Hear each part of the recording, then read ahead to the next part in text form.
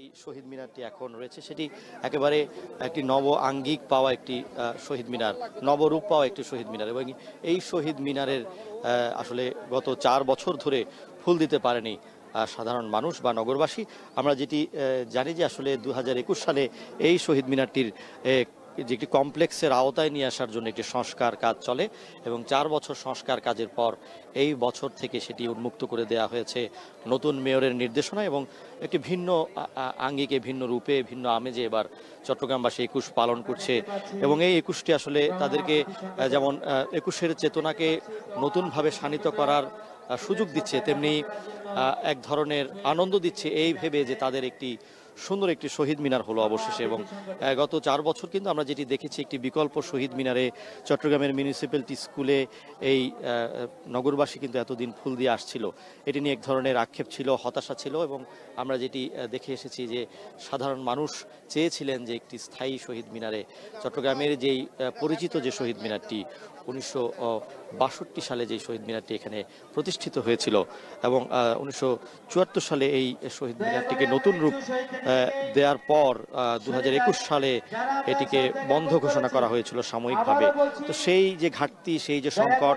সেই যে হতাশা, সেটি থেকে এখন নগরবাসী অনেকটাই মুক্ত এবং তারা আজকে যে এখানে ফুল দিতে আসছেন সেটি একেবারেই তাদের মধ্যে ভিন্ন আমেজ দিচ্ছে, ভিন্ন আবহ দিচ্ছে। আমরা দেখেছি আপামর সাধারণ মানুষ থেকে শুরু করে রাজনৈতিক দল, সাংস্কৃতিক সংগঠন, বিভিন্ন বিদ্যালয়, সরকারি বেসরকারি প্রতিষ্ঠান এবং বিভিন্ন পরিবার তাদের সন্তানদের নিয়ে আসছেন। নতুন প্রজন্মের শত শত সদস্য এখানে এসেছেন আমরা দেখেছি এবং যারা অভিভাবক আছেন তারা এই নতুন শহীদ মিনার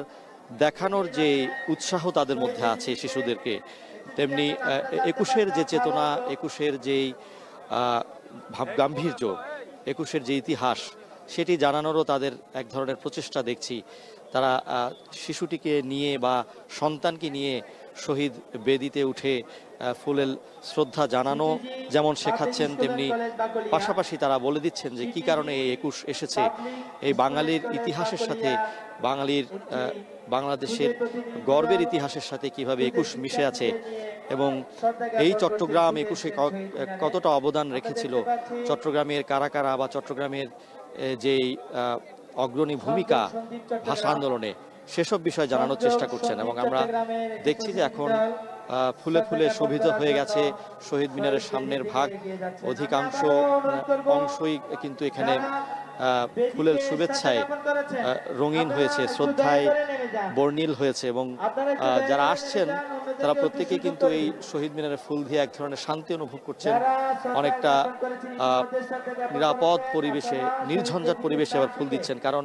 সামনের যে চত্বরটি সেটি অনেকটা উন্মুক্ত হয়েছে। আমরা দেখেছিলাম আগে যখন এখানে ফুল দেওয়া হতো তখন কিছুটা বিশৃঙ্খলা দেখা যেত, কিছুটা ভিড়ভাট্টা লেগে থাকতো এবং কিছুটা অস্থিতিশীল বা অপ্রীতিকর পরিস্থিতিও ঘটতো। এবার তেমন কিছুই ঘটেনি, খুব শান্তিপূর্ণ পরিবেশে নিচ্ছিদ্র নিরাপত্তার মধ্য দিয়ে এসে এখানে সাধারণ মানুষ ফুল দিচ্ছেন এবং আমরা দেখছি যে আসলে প্রত্যেকেই চট্টগ্রামের যেই সিনেমা প্যালেসের যেই প্রান্ত আছে সেদিক থেকে এসে তারা চট্টগ্রামের থিয়েটার ইনস্টিটিউট প্রান্ত দিয়ে নেমে যাচ্ছেন। খুবই সুশৃঙ্খল পরিবেশে সারিবদ্ধভাবে, শান্তিপূর্ণভাবে শহীদদের এবার শ্রদ্ধা জানাচ্ছে চট্টগ্রামবাসী। খুব সুন্দর একটি দৃশ্য এবং শুধুমাত্র শহীদ মিনারটি নয়, শহীদ মিনারের আশপাশ, শহীদ মিনারের যেই ব্যাকড্রপ আছে কিংবা শহীদ মিনারের সামনে যে চত্বর আছে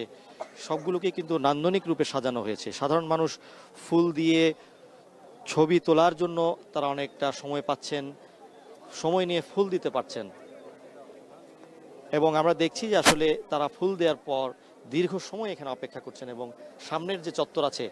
সেখানে এসে, চত্বরে যে ফুলের বাগান সেখানে তারা বিশ্রাম নিচ্ছেন। এক ধরনের বিনোদনের উপায়ও তাদের হচ্ছে, সুযোগ হচ্ছে এবং আজকের দিনটিকে তারা যেমন শ্রদ্ধার সাথে স্মরণ করছেন তেমনি তাদের একটি আনন্দের বহিঃপ্রকাশ, যেহেতু নতুন একটি শহীদ মিনার তারা পেয়েছেন। এবং আমরা দেখছি যে কিছুক্ষণ আগে এখানে ফুল দিয়ে শ্রদ্ধা জানিয়েছে জাতীয় নাগরিক কমিটির নেতৃবৃন্দ, ছাত্র আন্দোলনের নেতারাও আছেন। 21-এর চেতনার সাথে এখানে 24-এর চেতনার একটি মেলবন্ধন দেখছি এবং আমরা দেখছি যে আসলে এখানে সাধারণ মানুষের ব্যাপক উৎসাহ উদ্দীপনা এবং যে আনুষ্ঠানিকতা সেটি কিন্তু ভিন্ন মাত্রা পাচ্ছে। এবং আমরা আজকে যেই শহীদ মিনারে দাঁড়িয়ে আছি এটি কিন্তু চট্টগ্রামবাসীর দীর্ঘদিনের একটি প্রত্যাশা, এবং এই শহীদ মিনারের মধ্য দিয়ে নগরবাসী তাদের দীর্ঘদিনের যে আক্ষেপ, সে আক্ষেপ কিন্তু ঘোচাতে পেরেছে। এবং চট্টগ্রাম কিন্তু সবসময়ই এগিয়ে ছিল। চট্টগ্রামের যে নেতৃত্ব সেটি মুক্তিযুদ্ধে যেমন স্বীকৃত ছিল, তেমনি ভাষা আন্দোলনের ক্ষেত্রে চট্টগ্রামের অনেকের অবদান অনস্বীকার্য। আমরা এখন চলে যাচ্ছি বরিশালে, সেখানে রয়েছেন আমাদের সহকর্মী ফেরদাউস সোহাগ, তার কাছ